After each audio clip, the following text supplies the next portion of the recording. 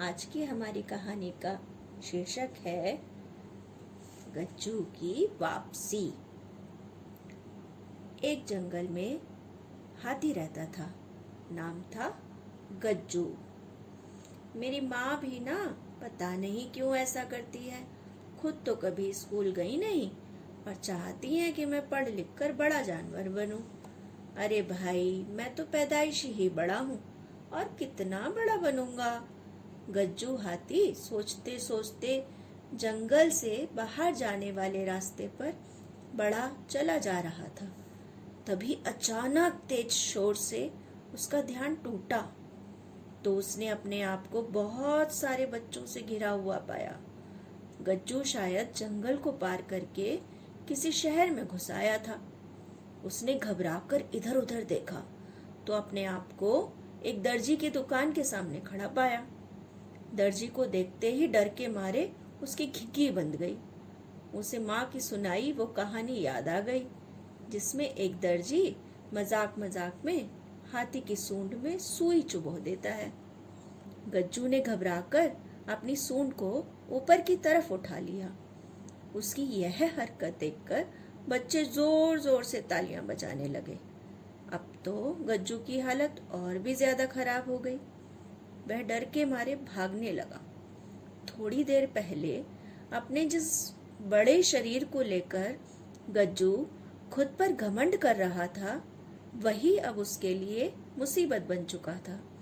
वह चिड़िया कबूतर होता तो पत्तों में छिप जाता, चूहा खरगोश होता तो किसी बिल में घुस जाता, मगर इस विशालकाय शरीर को लेकर कहाँ जाए वह। भारी शरीर के कारण उससे भागा भी नहीं जा रहा था। तभी उसे सामने एक बाड़ा दिखाई दिया। गज्जू ने उसका दरवाजा धकेल कर खोला और भीतर घुसकर उसे वापस बंद कर दिया। अब बच्चे दरवाजे के दूसरी तरफ थे। थोड़ी ही देर में रात हो गई और बच्चों का शोर भी बंद हो गया तो गज्जू ने भी चैन की सांस ली। अब उसे माँ की बहुत याद आ रही थी और भूख भी लगी थी।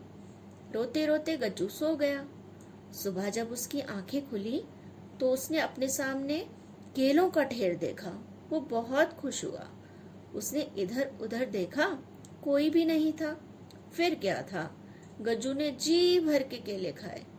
घर से बाहर रहना इतना भी बुरा नहीं है। माँ को तो जब देखो तब गन्ने थमा दिया करती थी, और ये केले बस कब से खा लो। सोचते हुए गज्जू को अब जंगल से भागने के अपने फैसले पर ज्यादा अफसोस नहीं हो रहा था। तभी गज्जू को एक बड़ी बड़ी मूंछों वाला आदमी आता दिखाई दिया। वह डरकर एक कोने में सिमट गया। उस आदमी ने प्यार से गज्जू की पीठ सहलाई तो वह थोड़ा सहज हुआ। यह राम सिंह था। उसने प्यार करते करते गज्जू के पैरों को जंजीरों के साथ मजबूत खंबे से बांध दिया। गज्जू समझ गया कि उसे बंदी बना लिया गया है। राम सिंह कुछ दिन तो गज्जू के साथ प्यार से पेश आया, फिर धीरे धीरे सख्त होता चला गया। दरअसल राम सिंह गज्जू को शहर में होने वाली आलीशान शादियों में दूल्हे की सवारी के लिए काम में लेना चाहता था। इस काम के लिए वह गज्जू को खास प्रशिक्षण भी देने लगा था ताकि उसे अच्छी आमदनी हो सके। गज्जू को तो अब जंगल की बहुत ही याद आ रही थी। आज गज्जू को खूब सजाया जा रहा था। राम सिंह उसे पहली बार शादी में लेकर जाने वाला जो था। गज्जू को बारात तक ले जाया गया। उसके ऊपर दूल्हे को बैठाया गया। बैंड बाजे के तेज शोर से गज्जू के कानों के पर्दे फटने लगे। नाचने वाली भीड़ के पैरों से उड़ती मिट्टी उसकी आंखों में गिर रही थी और उसे बहुत बेचैनी हो रही थी। राम सिंह ने जब हंटर मारकर उसे आगे बढ़ने का इशारा किया तो उसके सब्र का बांध टूट गया। गज्जू ने गुस्से में आकर जोर से चिंगाड़ मारी और दूल्हे को अपनी सूंड में लपेट लिया। यह दृश्य देखकर बारातियों को जैसे सांप सूंघ गया, मगर गज्जू जान की कीमत जानता था। उसने अपनी सूंड को आराम से नीचे किया और धीरे से दूल्हे को वहां खड़ी एक कार के ऊपर रख दिया। सब लोग दूल्हे की ओर भागे। गज्जू को तो इसी मौके का इंतजार था।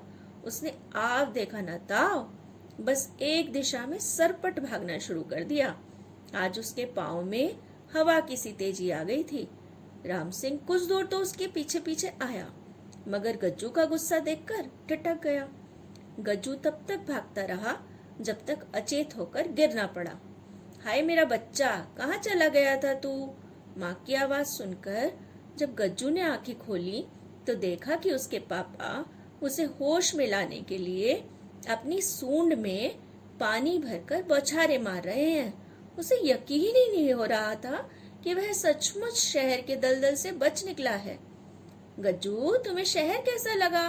उसकी बहन गामिनी ने पूछा तो गज्जू डर कर अपनी माँ से लिपट गया और धीरे से शहर में टीवी पर सुना गाना दोहरा दिया। अपने तो अपने होते हैं, बाकी सब सपने होते हैं। अरे यह तो शहर जाकर कवि बन गया। गामिनी ने भाई की चुटकी ली और सब जानवर हंस पड़े। Thank you.